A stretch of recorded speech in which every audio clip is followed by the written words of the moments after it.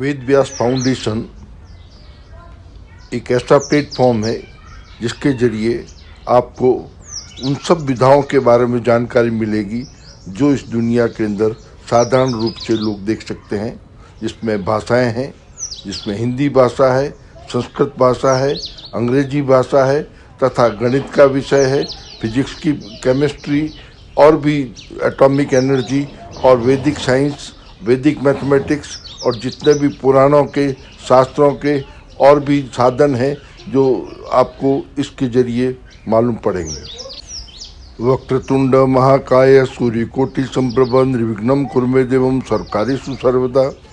नृत्तावसाने नटराज राजो निन्नाद ढक्कामलौ पंचवारान् ऐ उन रे ऋक् ऐ औ नै औ ऐ वरट्लण यमडणनम जबय गढ़ दस जब गढ़ दस खप छठ सच टतव कपय सस सर हल।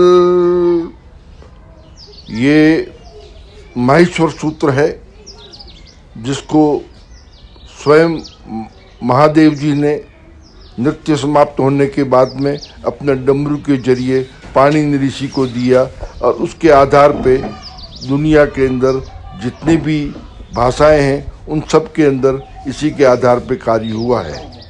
मैं जिंदगी के अंदर अलग अलग मोड़ों से अलग अलग तरीके से गुजरा हूँ। मेरा बचपन एक ऐसे परिवार में गुजरा जो सांस्कृतिक रूप से, धार्मिक रूप से और हर तरीके से भारतीय संस्कृति का पूरी तरह से समर्थक था और मैंने बचपन में स्वामी विष्णु देवानंद गिरी जी से जो ट्रेनिंग ली है, उन्होंने सबसे पहले कहा था माहेश्वर सूत्र आने चाहिए, प्राणायाम सीखना है तो ये सीखना जरूरी है। उसके उन्होंने कई डायमेंशन दिए थे। विष्णु देवानंद गिरी जी 1960-61 के अंदर जब फलोदी आया करते थे हमारे गांव में, तब वो हम बच्चों को प्राणायाम के बारे में, इस सूत्रों के बारे में, संस्कृत के बारे में हमें पढ़ाया करते थे। मैं यहाँ यह भी कहना चाहूँगा कि मुरारी बापू के दादे के सगे भाई थे विष्णु देवानंद गिरी जी, उस हिसाब से मेरे मुरारी बापू से भी संबंध आर्थिक रूप से नहीं होकर के आध्यात्मिक रूप से हो गए। मैं शुरुआत में ज़िंदगी में धार्मिक स्थिति में पैदा हुआ, उसके बाद में मैं चे गुवेरा, फिडेल कास्ट्रो और कार्ल मार्क्स से प्रभावित होकर के मैं कम्युनिज्म की तरफ गया। उसके बाद में मैं डॉक्टर राम मनोहर लोहिया से प्रभावित होकर के सोशलिस्ट बना, लोहियाइट बना। उसके बाद में मैंने जनता पार्टी ज्वाइन की। जनता पार्टी ज्वाइन करने के बाद में मैं पूरे राजस्थान की कार्यकारिणी का सदस्य था। मैं राजस्थान के अंदर युवा जनता का जनरल सेक्रेटरी भी था, मगर जब 77 के बाद में जब चुनाव हुए, उसके बाद में सरकार बनी, उसके बाद में मुझे लगा इनमें आपस में झगड़ा होने लग गया। हमारे सोशलिस्ट साथी जो थे जिन्होंने जनता दल बनाई, उनका तरीका मुझे पसंद नहीं आया। बीजेपी मुझे पसंद नहीं थी, आरएसएस मुझे पसंद नहीं थी, कारण कि मैं पूर्ण नास्तिक था। इसलिए भारतीय संस्कृति, हिंदू धर्म के बारे में मैं बिल्कुल नहीं जानता था। समय परिवर्तन होता गया। 1990-91 के अंदर मुझे एक ऐसी घटना हुई जिसने मेरे सोच को परिवर्तित कर दिया। मैं नास्तिक से पूर्ण आस्तिक की तरफ बढ़ा। उसके बाद में मैं घटना जो ये बताना जा रहा हूँ, उससे पहले सिर्फ इतनी सी बताना चाहता हूँ कि मेरी पत्नी 2007 के अंदर जब भी बीमार पड़ी और उनके हार्ट की बहुत बड़ी प्रॉब्लम हो गई, तब डॉक्टर ने कहा ऑपरेशन करने की ज़रूरत नहीं है, इनको दवाइयों से चलाया जाए। और उसकी स्थिति को देखते हुए मेरी बहुत बुरी स्थिति हो गई और मैं वो समय गुजारता गया। आखिर में मेरी पत्नी का जब देहांत हो गया, उसके बाद में मैं जब थोड़ा सा आगे बढ़ा, तब मेरे सबसे छोटी बेटी के पति का भी देहांत हो गया और उस वक्त मैं 37 बीमारियों से ग्रसित था, कारण कि मैं भी चाहता था मेरी पत्नी के साथ में मैं भी इस दुनिया से चला जाऊं, मगर ऐसा हो नहीं सका क्योंकि मरने से पहले मेरी पत्नी ने मुझे एक ऐसा काम कहा जिसके लिए मुझे ज़िंदा रहना ज़रूरी है। उसके बाद में मैं 37 बीमारियों से ग्रसित होकर के मैं हिमालय में गया। हिमालय में जाकर के मैं कैलाश आश्रम गंगोत्री के पास में रहा और भी कई आश्रमों में गया। उस दौरान मैंने वो चीज़ें सीखी जो मैं ज़िंदगी में कल्पना भी नहीं कर सकता था। उसमें मैं रोज़ हर महीने 2 बार भंडारा करवाता था। उसमें सैकड़ों साधु आया करते थे। उसमें से एक साधु थे जो अमेरिका के अंदर कार्डिक एक्सपर्ट्स थे, और उन्होंने मुझे वो चीज़ें बताई कि मैं अपनी ज़िंदगी में कभी नहीं भूलूँगा। वो उस वक्त उनकी उम्र उस वक्त 90 साल थी। मैं ये महत्वपूर्ण बात करना चाहूँगा, उनका नाम था शंकर गिरी जी। वो नमूद्रीपाद ब्राह्मण थे और केरला के रहने वाले थे और अमेरिका के अंदर डॉक्टर थे। और उन डॉक्टरी के दौरान उनकी एक ऐसी घटना हुई जिसके कारण से उनको समझ में आ गया कि दुनिया के अंदर अगर कहीं समाधान है तो समाधि के अंदर है, और समाधि के लिए हिमालय माना जरूरी है। और उन्होंने समाधि की अवस्था प्राप्त करने के बाद में मेरे को एक भविष्यवाणी की थी कि आने वाले समय में पूरी दुनिया के अंदर सनातन धर्म फैलेगा। दूसरी बात उन्होंने कही थी कि आने वाले समय में पूरी दुनिया में लोगों के अंदर ऑक्सीजन की कमी होगी। और ऑक्सीजन की कमी के बारे में जो उन्होंने बताया तो मैं उस वक्त समझ नहीं पाया। और मैं जिस वक्त हिमालय गया उस वक्त मेरा वज़न 167 केजी था। जब मैं वापस आया तब मेरा वज़न 110 केजी था और मेरी 37 की 37 बीमारियाँ ठीक हो चुकी थी। वो सारी बीमारियाँ मैंने योगासन, प्राणायाम और भ्रमण के जरिए ठीक की थी। अब मैं मुख्य बात पे आता हूँ। उन्होंने मुझे कहा था कि ये 5 प्राणायाम हैं जिसके जरिए आपको ऑक्सीजन का लेवल अगर कम हो जाए तो उसको ठीक किया जा सकता है। मेरे पैर के अंदर 2 साल के अंदर 3 ऑपरेशन हुए। उस ऑपरेशन के बाद में एक पैर के अंदर एक नाड़ होती है, उस नाड़ के अंदर इन्फेक्शन हो गया। उस इन्फेक्शन होने के कारण मेरा ऑक्सीजन लेवल कम हो गया। ऑक्सीजन लेवल कम होने के बाद में मुझे एम्स में भर्ती कराया गया। एम्स में भर्ती कराने के बाद में मैं जब कुछ ठीक हुआ उसके बाद में फिर वापस मुझे ठीक ये मेरा जो भी ऑपरेशन हुआ था उसको वापस खुलवाने के लिए मैं जयपुर में इंडस हॉस्पिटल में गया। वहाँ पर फिर ऑपरेशन करते वक्त फिर मेरा ऑक्सीजन लेवल कम आ गया। उस वक्त फिर उन्होंने ऑक्सीजन लगाया और सब तरह की हुई। उस वक्त मुझे याद आया कि महात्मा शंकर गिरी ने मुझे बताया था ये 4 प्राणायाम जो है वो करिएगा और इसके जरिए आपका ऑक्सीजन लेवल ठीक हो जाएगा। और मैंने 2 दिन तक तो ऑक्सीजन पे रहा। उसके बाद में मुझे उन्होंने कहा कि आप है जो सप्ताह भर तक करीब रहना पड़ेगा। तब मैंने उन्हें रिक्वेस्ट की कि ऐसा कीजिए कि आप मुझे आधा घंटा के लिए ये मेरे से हटा दीजिए, मैं प्राणायाम करता हूँ। उसके बाद में अगर मेरा ऑक्सीजन लेवल बराबर आ जावे तब फिर आप उस विचार करके दे दें कि मैं जोधपुर चला जाऊँ। और उन्होंने आधे घंटे के लिए हटा दिया। मैंने ये प्राणायाम करना शुरू किए। आपको सुनकर के शायद आश्चर्य होगा कि आधे घंटे बाद में जो पहले मेरा ऑक्सीजन लेने के बाद में बराणु तराणु आ रहा था वो चराणु पचाणु आ गया। और उसके बाद में मैंने जोधपुर आ गया। और जोधपुर आते वक्त उन्होंने मुझे एक ऑक्सीमीटर दिया। उस ऑक्सीमीटर में उन्होंने मुझे कहा कि आपका लेवल अगर 80 से 9 से कम हो जावे तो आप जो तत्काल किसी न किसी हॉस्पिटल में चले जाइए।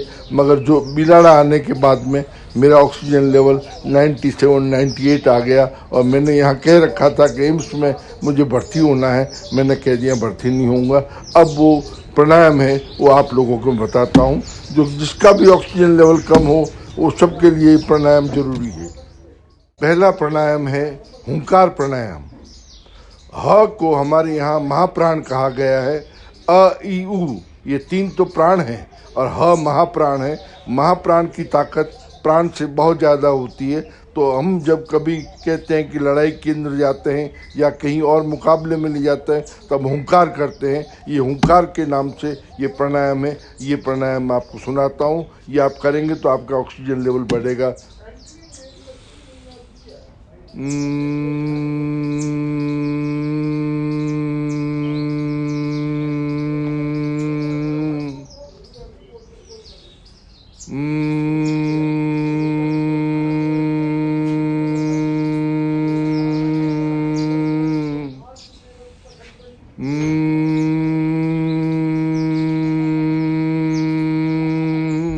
अब इसी हुंकार प्राणायाम का एक और वेरिएबल है जिसके जरिए आपके शरीर की, दिमाग की जो स्मृति है वो ठीक हो जाएगी और आपका शरीर ऑक्सीजन लेवल बहुत ज़्यादा जल्दी प्राप्त कर लेगा। उसके अंदर आपको करना क्या पड़ेगा, आपकी जीभ है इसका ऊपर का टिप जो है इसको बिल्कुल पीछे कंठ में लगाना पड़ेगा, फिर ये आवाज़ निकालनी पड़ेगी, वही हुंकार के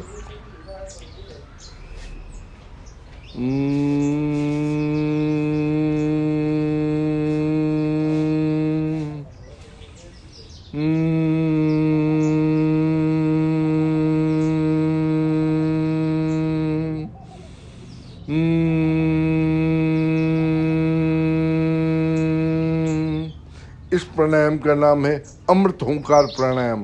कारण कि हमारे यहाँ ऐसा मानते हैं कि जो हमारे गले के अंदर ऊपर जो कंठ के ऊपर जो जगह है वो अमृत का कुंड है, और जीभ हमारी जब अंदर जाती है अमृत के कुंड को वह टच करती है, तब हमें अमृत तत्व की प्राप्ति होती है। ऑक्सीजन की कमी का मतलब हमारे शरीर के अंदर वो चीज़ है जो मृत्यु के बिल्कुल नज़दीक लेके गई है।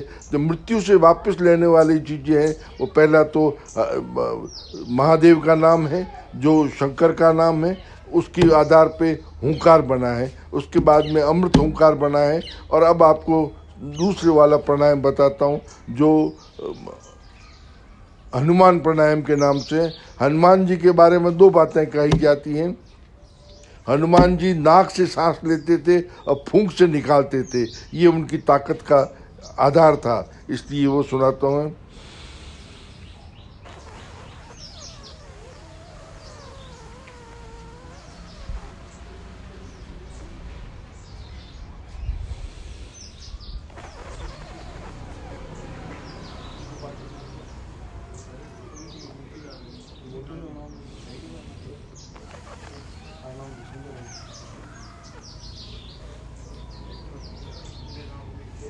आपने कभी गौर किया होगा पुराने ज़माने में जितने भी सोनार होते थे वो सब है जो फूंकनी से इस तरह से फूंक मारा करते थे, इसलिए सोनारों का स्वास्थ्य अच्छा रहता था, उनको बीमारी नहीं आती थी। और इसको शंख बजाने के लिए भी यही काम किया जाता है, इसलिए हनुमान जी की फूंक भी कहा जाता है। अब मैं अगली जो इसी का जो नेक्स्ट वेरिएबल है वो है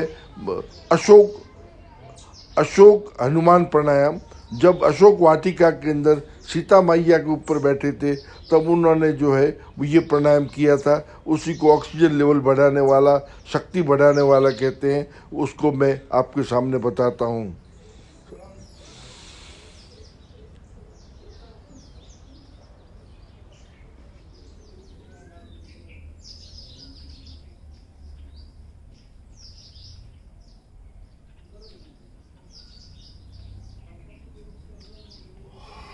ये अशोक हनुमान प्राणायाम करने पर अचानक ऑक्सीजन लेवल बढ़ना शुरू हो जाता है। अगर आप रोज़ करेंगे तो आपका ऑक्सीजन लेवल 100 तक भी पहुंच सकता है। मेरा भी अभी भी जो कार्यक्रम है उसमें 95 से लेकर के 100 तक मेरा ऑक्सीजन लेवल रहता है। इस तरह से अब तीसरा जो प्राणायाम है वो है प्रणव प्राणायाम, जो ईश्वर का स्वयं का नाम है। उसको 10% तो आपको अ बोलना है, 10% आपको ऊ बोलना है और 80% आपको म बोलना है। अ आपका उधर से पेट से निकलेगा, ऊ आपका हृदय से निकलेगा, म आपका यहाँ से निकलेगा।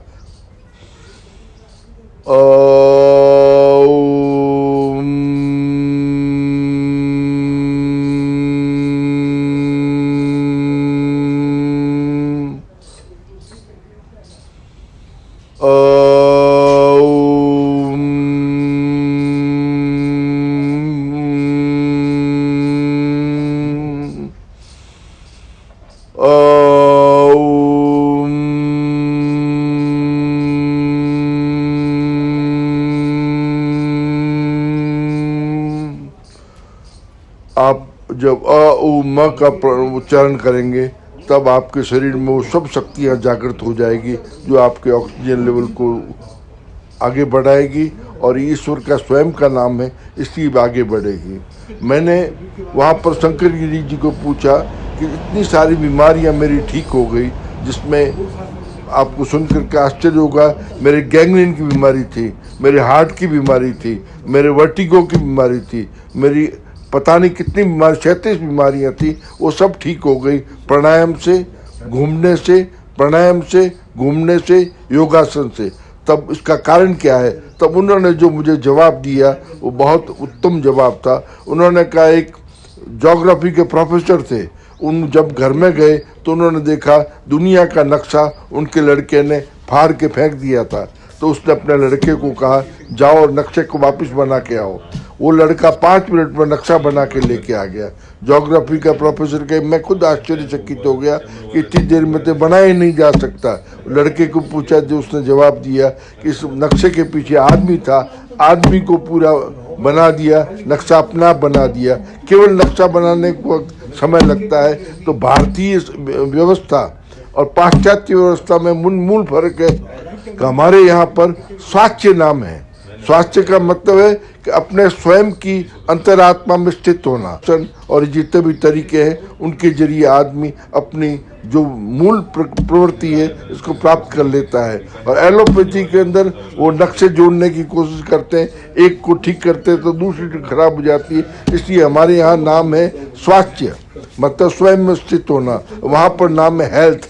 हेल्थ का मतलब है हील से बना है। हील का मतलब ठीक होना। इसका मतलब बीमारी तो पहले से है, उसको ठीक करने का नाम हेल्थ है। हमारे यहाँ पर आप स्वयं में स्थित है, उसको ठीक करने का नाम स्वस्थ है। इस तरह से आने वाले समय में पूरी दुनिया के अंदर ये सनातन धर्म की जो चीज़ें हैं ये पूरी दुनिया में जाएगी।